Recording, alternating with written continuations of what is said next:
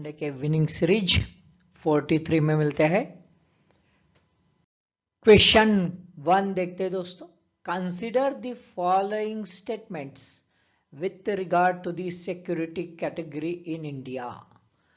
1. Special protection group provided only to the Prime Minister and his close relatives living in his residence. यानी SPG जो है ये सिर्फ किसको दिया जाता है? प्राइम मिनिस्टर और उसके क्लोज रिलेटिव्स को दिया जाता है। ये एक स्पेशल कैटेगरी है। ओके। दूसरा है x is the lowest security category. X ये सबसे निचली कैटेगरी होती है। Which of the above statements is और आर करेक्ट? कौन से स्टेटमेंट करेक्ट है? क्लिक किया आपने? कर लूं मैं? Okay, very good. चलो मैच कर लो answer. Answer is C, both 1 and 2। Both 1 and 2 दोनों करेक्ट है दोस्तों। यानी एसपीजी जो है ये स्पेशली जो है सिर्फ प्राइम मिनिस्टर को होता है। अब आप बोलोगे फिर प्रेसिडेंट कहाँ गए भाई, बाकी कहाँ गए? तो प्रेसिडेंट जो है ये प्रेसिडेंट के अलग ये बॉडी होती है, called as a president's bodyguards, है ना। प्रेसिडेंट के लिए अपने प्रेसिडेंट्स बॉडीगार्ड होते हैं। ये सीनियर मोस्ट आर्मी मैन होते हैं, ठीक है, राइट। ये दोनों वर्क करते हैं, सेरेमोनियल और ये सिक्योरिटी का दोनों वर्क करते हैं। अब टोटल जो है ये टोटल कैटेगरीज यदि हम देखेंगे तो टोटल कैटेगरीज 6 कैटेगरीज है ना। टोटल कितनी कैटेगरीज है? 6 कैटेगरीज है। जैसे Z+ है, Z है, Y+ है, Y है, X है। कितना हो गया? 1 2 3 4 5 और अपना ये हो गया स्पेशल प्रोटेक्शन ग्रुप 6। ओके, चलो न्यूज में क्यों आया देख लेते हैं। भाई centre gives Akal Takht jathedar Z security cover, he turns it down, है ना। और एनहांस थ्रेट किस चीज के लिए दिया जाता है? एनहांस थ्रेट परसेप्शन इस चीज के लिए दिया जाता है। और ज्ञानी हरप्रीत सिंह जो है जत्थेदार ऑफ अकाल तख्त, इनको ये सिक्योरिटी बहाल कर दी थी होम मिनिस्ट्री ने, और इन्होंने डिनाई कर दिया कि भाई मेरा काम जो है रिलीजियस प्रीचिंग का वगैरह इसके आड़ ये आ जाएगा, तो एज अ रिलीजियस लीडर ये मैं यूज नहीं करूंगा। जेड सिक्योरिटी क्या है? तो ये सेकंड हाईएस्ट कैटेगरी होती है नेक्स्ट टू जेड। जेड+ से नीचे होती है। यहाँ पे दिल्ली पुलिस जो होते हैं या ITBP या CRPF, इनके जो लोग होते हैं ये रहते हैं। एक एस्कॉर्ट कार भी, बुलेट प्रूफ एस्कॉर्ट कार भी रहती है। यहाँ पे अराउंड टोटल 22 पर्सोनेल होते हैं और 4 to 6 इसमें कमांडोज होते हैं। सेकंड क्वेश्चन, जवार airport 1 third commercial airport of national capital territory. NCT का ये क्या है? थर्ड कमर्शियल एयरपोर्ट है। ध्यान में रखो पहला स्टेटमेंट। दूसरा, लोकेटेड इन उत्तर प्रदेश। कहा लोकेशन है? उत्तर प्रदेश में ये लोकेटेड है। Third, plan to be India's first net zero emission airport. पहला इंडिया का नेट जीरो एमिशन, यानी कोई कार्बन नहीं छोड़ेगा, यानी बैलेंस करेगा। नेट जीरो का मतलब जितना छोड़ेगा उतना वो बैलेंस करेगा, ऐसा।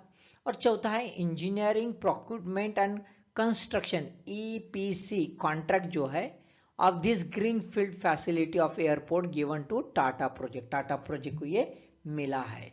तो कौन से करेक्ट है? पूरा फैक्चुअल है, क्लिक कर लो आप। ओके, देख लिया एक बार? चलो ठीक है, मैं क्लिक कर रहा हूं, मैच करूं।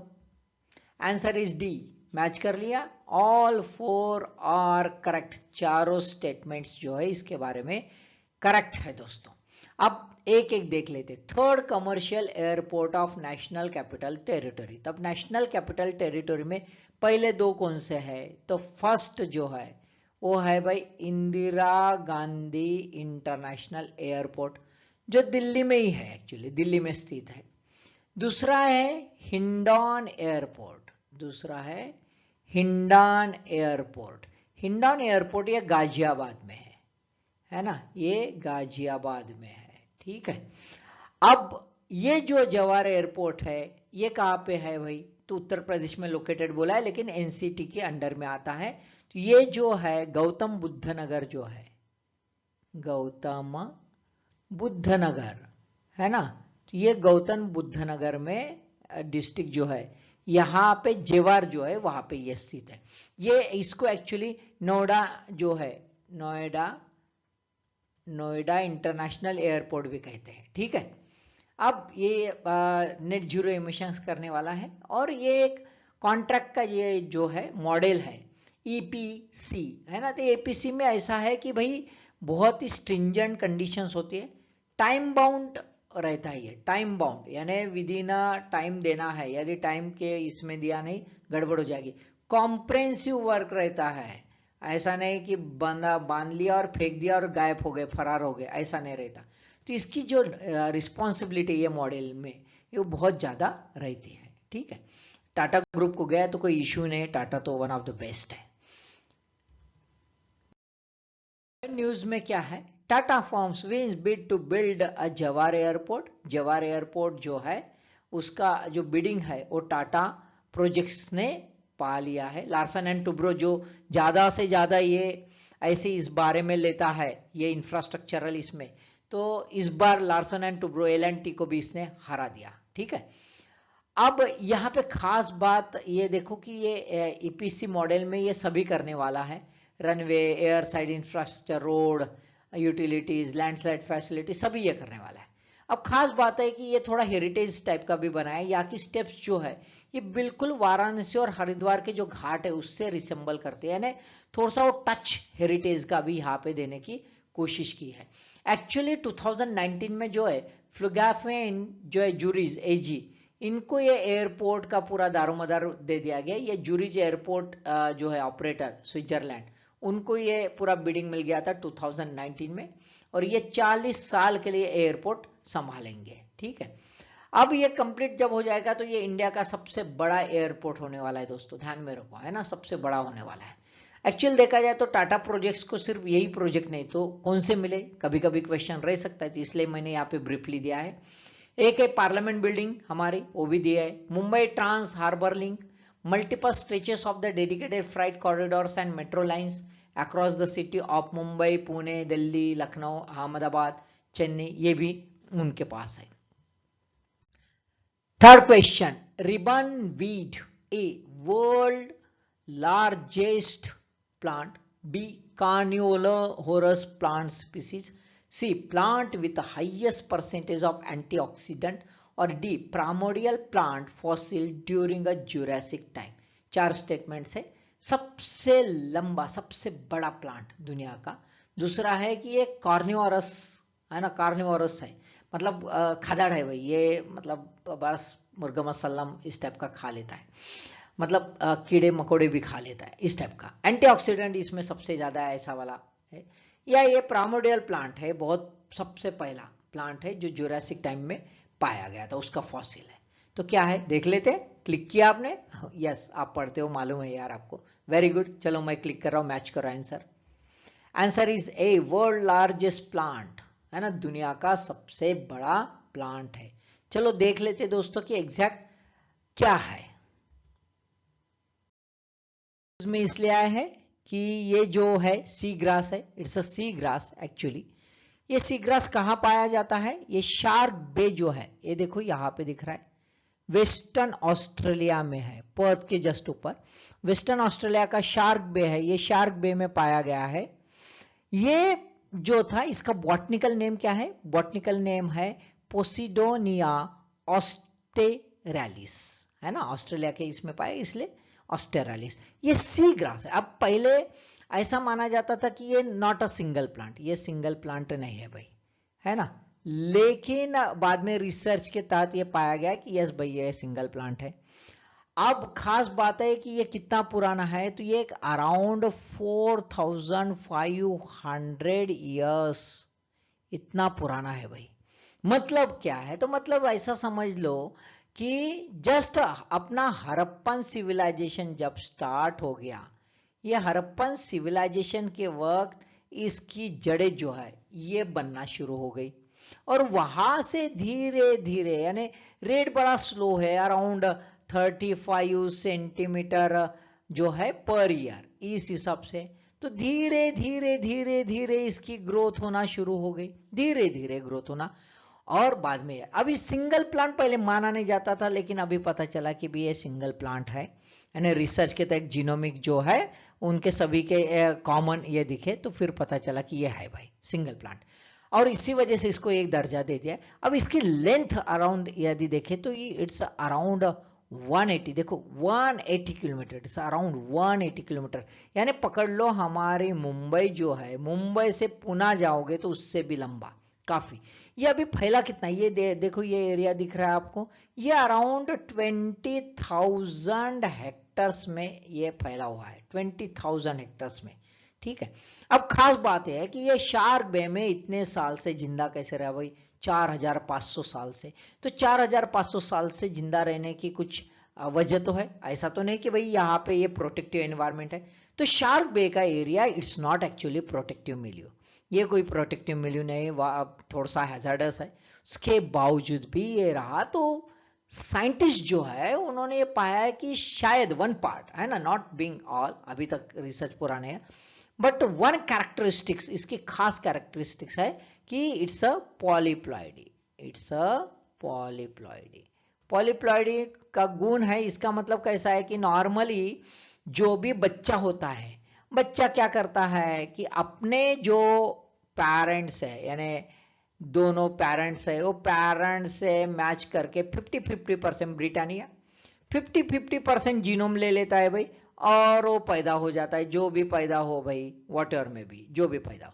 अब यहाँ पे ये क्या करता है, ये 100% दोनों से ले लेता है जीनोम्स, तो इसी वजह से इसकी सस्टेनेबिलिटी ज्यादा बढ़ गई। और खास बात है ये देखो कि ये पॉलीप्लॉइडी की वजह से ही चल रहा है बोला, ये खास और एक बात है कि ये अपने सीड्स को डिस्पर्स नहीं करता। जनरली कैसे रहता है, प्लांट जो है खुद को सस्टेन करने के लिए सीड्स क्या करता है, स्प्रेड करता है, ये नहीं करता है। तो ऑब्वियसली इसका कौन सा गुण है, पॉलीप्लॉइडी, ये उसको सिक्योर कर रहा है।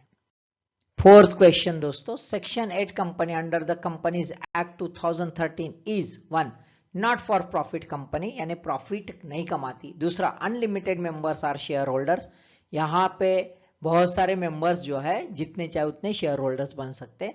3 employ stock options issued to the employees on annual basis, हर साल एनुअल बेसिस पर एम्प्लॉयज को एम्प्लॉय स्टॉक ऑप्शन इश्यू किया जाता है। कौन सा करेक्ट आंसर है, करेक्ट कोड यूज करो, देखिए मैं करूं क्लिक, ओके चलो मैच करो answer. Answer is A, only 1 is correct. It's a not for profit company, है ना, ये प्रॉफिट नहीं कमाती, that means it's a charitable company, it's a charitable, है ना, चैरिटेबल या वेलफेयर ये काम करती है, ये प्रॉफिट नहीं कमाती। अनलिमिटेड, एक्चुअली मेंबर्स तो अनलिमिटेड नहीं होते, मेंबर्स नहीं, ये शेयर होल्डर्स भी नहीं होते, है ना, मेंबर्स तो एक लिमिटेड होते हैं। और खास बात है कि ये जो है ये शेयर होल्डर्स नहीं रहते, they are one of the board of directors, board of directors रहते हैं। अब शेयर होल्डिंग नहीं तो बाकी तो नहीं आता भाई, तीसरा तो कोई लेना देना नहीं एम्प्लॉय को, क्योंकि प्रॉफिट ही नहीं तो बाकी नहीं आता, ये लॉजिकली ध्यान में रखो, प्रॉफिट नहीं तो कोई लेना देना नहीं। न्यूज में क्यों है देख लेते हैं दोस्तों। न्यूज में, not for profit company with defined objectives, national Herald का केस चल रहा है एनफोर्समेंट डायरेक्टरेट के तरफ, और सोनिया गांधी और राहुल गांधी इनको काफी क्वेश्चंस पूछे जा रहे हैं। बीजेपी एमपी सुब्रमण्यम स्वामी जो है इन्होंने आरोप लगाया था कि सोनिया गांधी और राहुल गांधी जो है इनका 86% स्टेक जो है ये यंग इंडिया में है, और यंग इंडिया ऑर्गेनाइजेशन का स्टेक कहाँ पे है, तो नेशनल हेराल्ड में है। तो ऑब्वियसली भाई ये तो सब अपने नेशनल हेराल्ड की प्रॉपर्टी वगैरह बेच बाज के बमाइश कर रहे वगैरह कुछ तो भी आरोप लगाया था। अब कांग्रेस कहती है कि भाई नहीं, यंग इंडिया जो है ये सेक्शन 25 एंड 1956 के कंपनी एक्ट के तहत सेक्शन 25 कंपनी है, एक्चुअली अभी ये section 8 company as per the companies act 2013 मानी जाती है। अब वहां पे कोई शेयर होल्डिंग का कॉन्सेप्ट ही नहीं, तो शेयर होल्डिंग आती नहीं भाई, तो कैसा हो सकता है ना। सेक्शन 8 कंपनी चैरिटेबल कंपनी होती है, इसके ऑब्जेक्टिव्स क्या है, तो promote the commerce, art, science, religion, charity, other useful objects जो होता है वो है, वो 1956 के एक्ट में थे। अभी 2013 में इसको और एक्सपांड कर दिया, और sport, education, research, social welfare, protection of environment ये भी सब्जेक्ट डाल दिए, तो काफी वाइडर एलिमेंट कर दिया। अभी भाई ऐसा खास बात है कि लोग कंपनी क्यों बना रहे, बहुत सारे रिलायंस फाउंडेशन वगैरह जो भी है बहुत सारी जो है वो सेक्शन 8 कंपनी बन रही, इवन गवर्नमेंट भी सेक्शन 8 कंपनी बना रहा है। क्या है, क्या रीजन है? तो बहुत ही सिंपल सा है कि फॉरेन डोनर्स जो है इसको प्रिफर करते हैं, बिकॉज ट्रस्ट में कैसा था, थोड़ा सा आयरन कर्टन था, पता नहीं चलता था अंदर में क्या हो रहा है। यहाँ पे ट्रांसपेरेंसी अच्छी है और डिस्क्लोजर भी अच्छे रहते हैं, तो फॉरेन डोनर जो उसको टेंशन नहीं रहता है ना, कोई प्रॉब्लम नहीं है ना। अब ये यदि गलती से यदि कोई प्रॉफिट आता है तो प्रॉफिट कोई कमाई का साधन नहीं, ये ऑब्जेक्टिव्स प्रमोट करने के लिए यूज किया जाता है। डिविडेंड जो है ये कोई बांटे नहीं जाते, यानी यहाँ से कोई प्रॉफिट आए तो वो कोई मेंबर को दिया नहीं जाता। वो क्या यूज होता है, तो वो उसके ऑब्जेक्टिव्स प्रमोट करने के लिए ही यूज होता है। तो इसका कोई प्रॉफिट ही नहीं तो बाकी कुछ बात बनती नहीं भाई। Last question, consider the following statements with regard to the Pradhan Mantri Jeevan ज्योति बीमा योजना, है ना। प्रधानमंत्री जीवन ज्योति बीमा योजना जो है PMJJBY, उसके बारे में स्टेटमेंट्स है। 1 year cover term life insurance scheme है, यानी टर्म लाइफ का है, टर्म लाइफ का मरते दम तक, यानी मर जाने के बाद मिलता है ना, यानी जिंदगी के बाद भी वाला है। Okay. 2 cover for death by any cause, कोई भी कॉज हो उसके वजह से डेथ हो गया तो कवर होता है। 3 bank holder with age group of 18 to 50 years only can apply, सिर्फ बैंक होल्डर जो है 18 to 50 ईयर्स यही उसको अप्लाई कर पाते हैं। और चौथा है allowed 1 policy for 1 bank account, एक बैंक अकाउंट का एक ही पॉलिसी निकाल सकते हैं। ओके, तो 4 है, देख लेते हैं, क्लिक करो आप। ओके, मैं कर रहा हूं, वेरी गुड, मैच करो answer. Answer is B, 1 2 and 3 only, 4 is not B. Okay, तीनों बराबर है। चौथा इसलिए नहीं कि इस हिसाब से तो ऐसा है कि एक हाथ बंदे का यदि मल्टी ये रह गया, अकाउंट रह गया, बहुत सारे बैंक में उसका बहुत सारा रह गया, तो बहुत सारा भाई वो पॉलिसी ले लेगा, और यदि भसक गया सपोज टू भी तो उसको इतने मिल जाएंगे, तो गलत है, ऐसा नहीं होता। एक आदमी का एक टर्म इंश्योरेंस पॉलिसी हो सकती है, गड़बड़ हो जाएगी, नहीं तो लूट लेंगे ये तो इंडिया को। ठीक है, चलो देख लेते हैं न्यूज में क्यों है।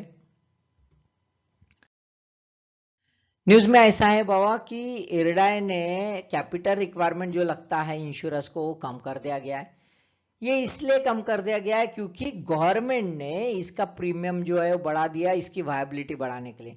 बहुत ही कम प्रीमियम था तो वायबिलिटी नहीं थी, अब प्रीमियम बढ़ा दिया। प्रीमियम PMJJBY का पहले 330 था, अभी 436 करवा दिया, और PMSBY का पहले 12 था, अभी 20 कर दिया। तो ऑब्वियसली प्रीमियम बढ़ गया तो जो इंश्योरेंस कंपनी है उसके ऊपर बर्डन गिर गया, तो उनका कैपिटल रिक्वायरमेंट जो है ये रन करने के लिए वो कम कर दिया गया बराबर बाय दी अराउंड 50%। तो ऑब्वियसली ये काफ़ी ईज हो गया लाइफ इंश्योरेंस के लिए, उससे वजह से वो आराम से ये पॉलिसी बेच सकेंगे और इसका पेनेट्रेशन ज़्यादा हो जाएगा। बॉटम अप लोग जो है, बॉटम यानी ग्राउंड लेवल के जो है गरीब तबके के लोग हैं, उनको भी इसका फायदा हो सकता है। तो ऑब्वियसली एक तरफ से वायबिलिटी और दूसरे तरफ से सस्टेनेबिलिटी और पेनेट्रेशन, इसका कॉम्बिनेशन इरडाई और गवर्नमेंट ये दोनों ने बिठाया, ऐसा दिखता है। सो दोस्तों, 5 क्वेश्चंस आपको समझ गए हैं, अच्छे से ध्यान से पढ़ो। All the best.